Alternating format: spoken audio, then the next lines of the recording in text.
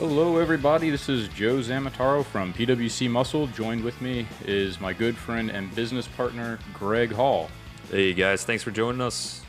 So in this episode, we're going to be talking about the upcoming PWC season.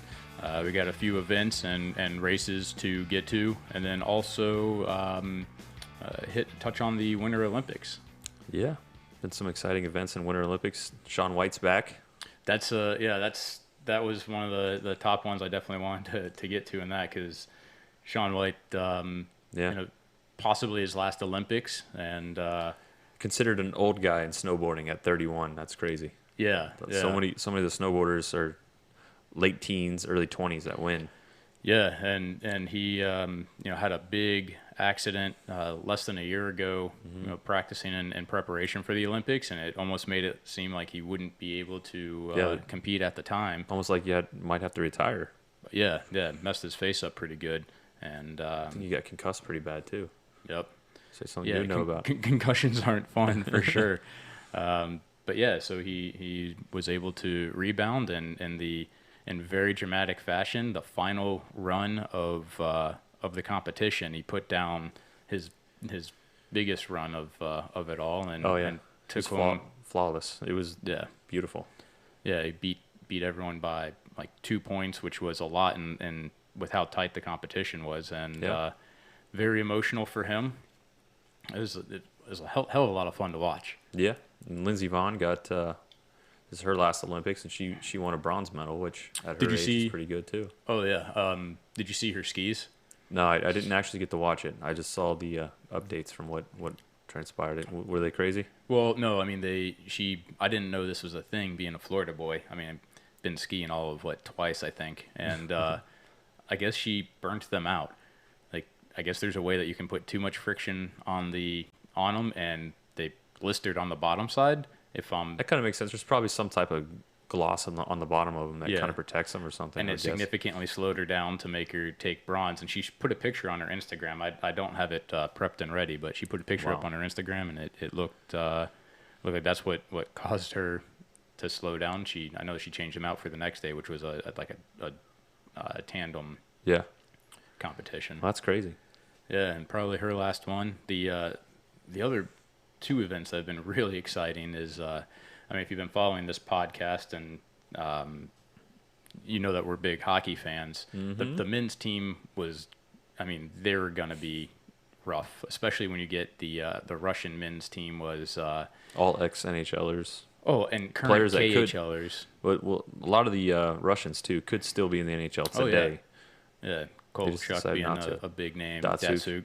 But they had 25 players. Voinov. Yep. The wife beater. They had 25 players that came from only 3 teams. So I think 15 of them played all on the same team in Russia. Mm-hmm. So they already had a lot of practice together, and really made it so that they're just a dominant force compared to us, where we don't have any NHLers that are able to play. So we had a bunch of ex-players, retired players, and college guys playing. So they were eliminated. That's no surprise. But so for the last, I don't know how many years now. I know it went back to at least 1998. For the women's side, it's basically been Canada versus the U.S. for the gold since 1998. 98, 20 years ago, is the first time or last time that the women's, which means none of them US were playing. Yeah, they were all probably coaching, either not born or they were little kids. Yep. And if they're little kids, they're probably too old to be on the team. I know there's a couple that were, but most of them weren't even born, like you said. Yeah. But they played Canada in the gold medal game, and it was a dramatic game. Ended up U.S. was up by a goal. Wait, other way around. No, U.S. Canada was up they were winning 1-0, and then Canada scored 2. Canada scored 2. Yeah, and then the U.S. tied it. Mm-hmm. Went to a 4-on-4? 4-on-4. 4-on-4 overtime, and then the shootout. Yeah, I don't know if I agree with a shootout to win a gold medal. That's crazy. It's terrible. That's absolutely terrible. Like think about if the Stanley Cup were decided by a shootout, that so many people would not be too happy about that. Yeah, absolutely. I can understand maybe that it could be a scheduling conflict, but it's a gold medal game. Just let them play regular periods until there's a clear, decisive winner. I mean, it was what 2:15 a.m. our time when it finally ended. I was so tired. Yeah, I was exhausted, especially the next day, which may have played into a little bit why we pushed off doing it yesterday. Yeah, but the women's U.S. team won in the shootout. The move was sick. As the final goal was just, I don't think I've seen so many East-West moves in a shootout attempt before. Yeah, put it away. And that was exciting for the women's to finally win it. For those that don't know, they actually practiced here in the Tampa Bay area. That's how they prepped for the Olympics, which is pretty cool. It's a rink that have you been to Wesley Chapel yet? Have you played there at all? No. Yeah, it's one that's close to here. Played there a few times, and it's just neat to. I mean, of all the places in the U.S. to play, it was in Florida that they practiced. Yeah. They played all the Lightning alumni. That's who they were playing. Yeah, they had a lot of those guys are pretty intense. A lot of them are Stanley Cup winners, so they go 100. That's what we were talking about. They go 100 all the time. So they didn't let up on them at all. Even if they were winning, even if they were winning by 6 goals, they'd keep going on them. Yeah, but I mean, hardened them, right? It did. They worked out. They won the gold. Yeah, so the last thing that I wanted to bring up with the Olympics is I think it's tonight. If not, it's going to be tomorrow. Curling. The men's team is competing for gold. I'll have to tune in. I haven't really watched much of the Olympics. Curling's one of those things that you when you see it on, a lot of people think it's just boring, but then when you start watching it, it's really easy to get intense with how much precision and how much focus it requires for them to take I enjoy shots. curling. I like it. It reminds me of shuffleboard, which I like too. Oh yeah, I mean we used to play shuffleboard a lot. Yeah. But yeah, it's the men's team's going to. They have at least the silver, playing for gold. Oh, good. Yeah, I haven't watched even 1 minute of it, so I don't know. Yeah, it's been good. It's been real good. Canada lost to them in the in their bracket. Is that who they're going against in the gold medal game? No, they knocked out Canada. Really? To because go Canada's on. usually really good. Yeah, they've won most of them. But then they didn't even bronze, and so in the loser game, bronze game, they didn't win that. So it was a big deal just beating Canada to get to the gold. What's cool, they're guaranteed at least the silver. I mean, that's the best finish that they've ever had. So is it? Mm-hmm. Yeah, so that's real fun. It's been. Yeah. I mean, I haven't watched nearly as much Olympics this year, especially since there's no NHLers in hockey. It's just, I don't know, kind of puts a damper on it. But a couple of really cool things that are going on with the U.S. winning. Yeah, that's exciting seeing U.S. win. Especially like you said, the hockey was really cool. It's been 20 years since they've won. Well, a little bit of context. That game didn't start until 11 p.m. local time.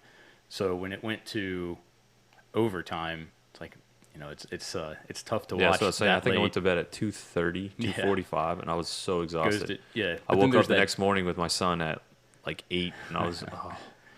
But then there's I had like 5 hours of sleep. There's that jubilation that after waiting so long that they win, you get a little bit of relief because you get to go to bed as well. Yeah.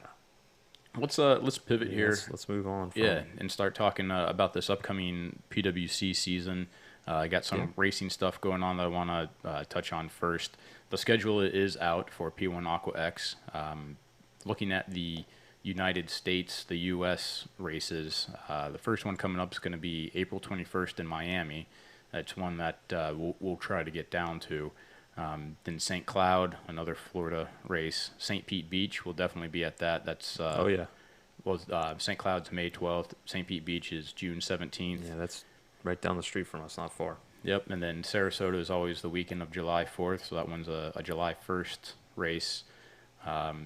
Then it goes to Whiting in August. Again in August is North Point. These are races that aren't here in Florida. Chicago, September 2nd, and then November 18th will be the Fort Lauderdale race. Actually, that's all those dates are the second day, so they start the day before.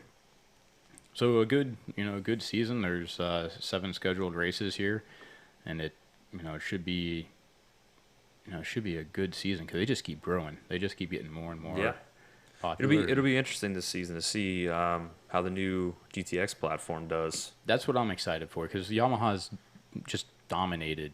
They've absolutely dominated. Yeah, since the GP, but even that, the FX has done well. Yeah, has done better than the. And the other thing, especially in the P1 out there in Daytona, it's kind of. Yeah, and of course there's things you can do to the Yamahas that you can't necessarily do as easily to the Sea-Doos to give them a little bit more performance. Yeah. But this new platform, I mean, we're seeing guys going 80 miles an hour with nothing but an SCOM with a speed control override module. And the lower center of gravity, you add in the ergo lock from the RXPX platform.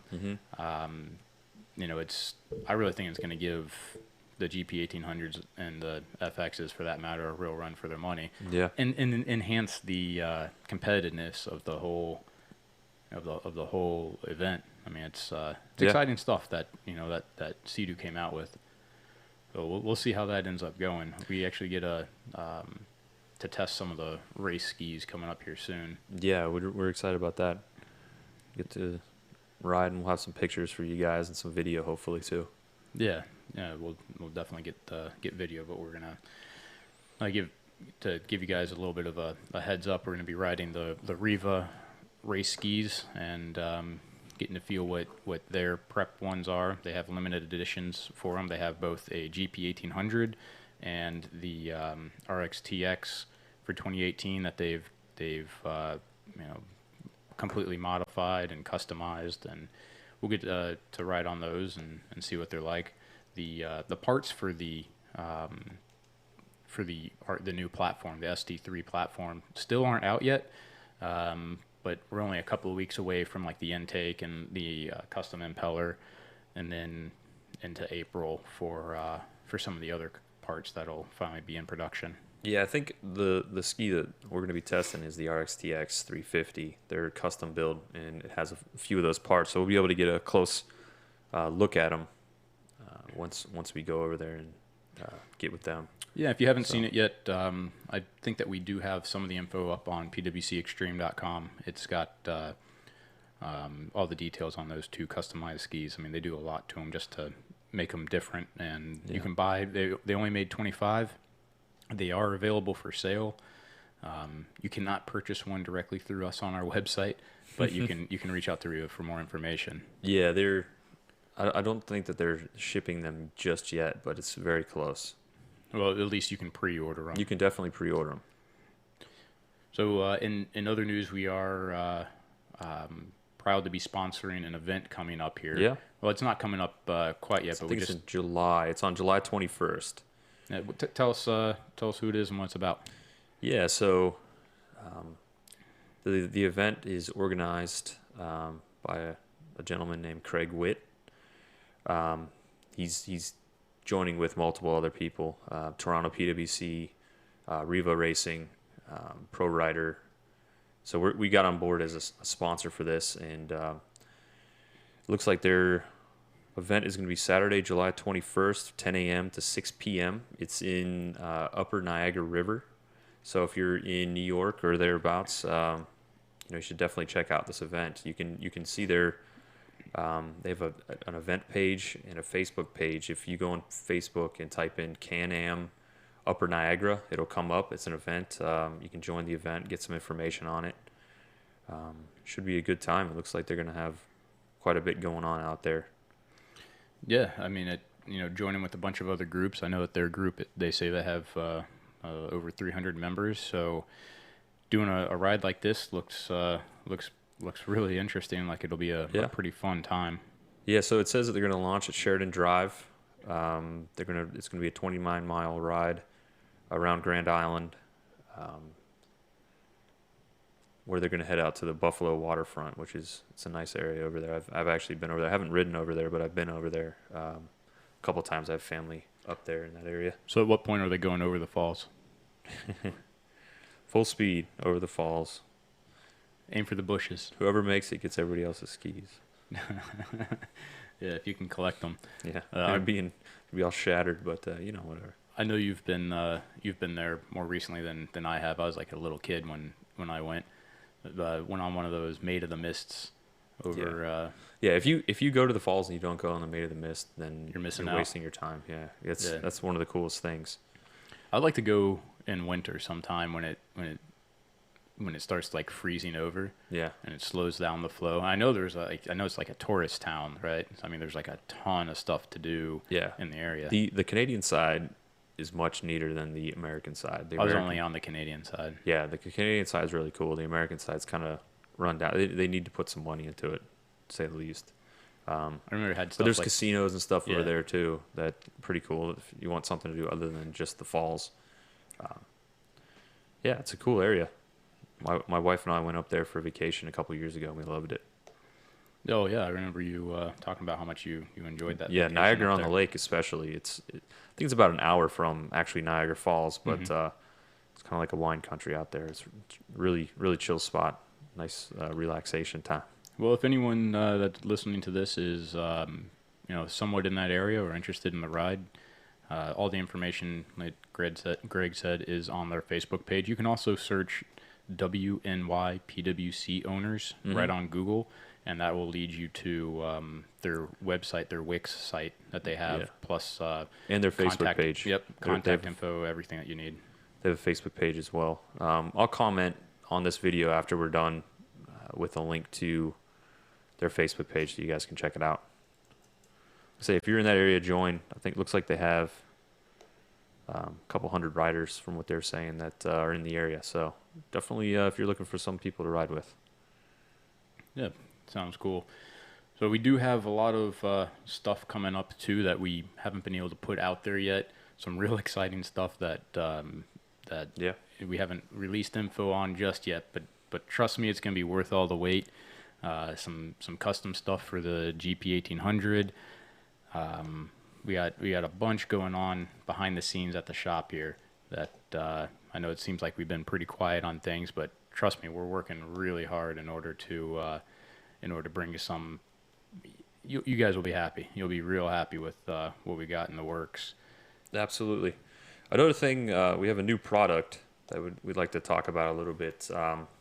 We are selling something called the Sand Shark Junior Anchor. It's a pretty neat product. It's something.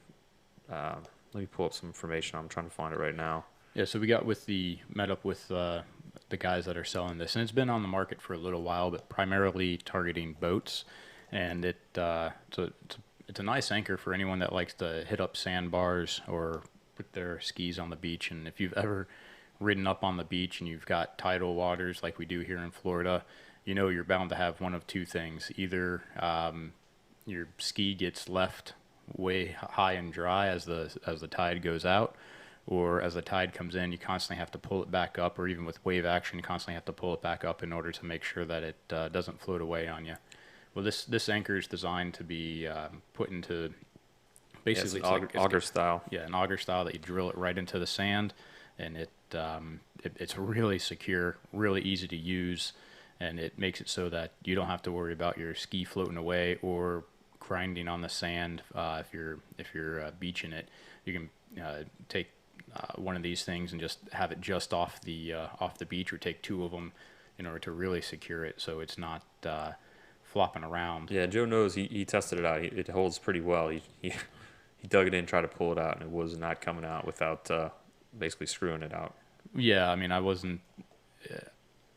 I pulled decently hard, not hard enough to throw my back out, but it's not going to go anywhere if you screw this thing in, and it's extendable. So I mean, Yeah, and I don't have it. it's collapsible too, so it fits Yeah, in tight spots pretty well. we But yeah, don't we don't endorse a lot of products, but the thing is that this thing really works, and it's something that it's good build quality.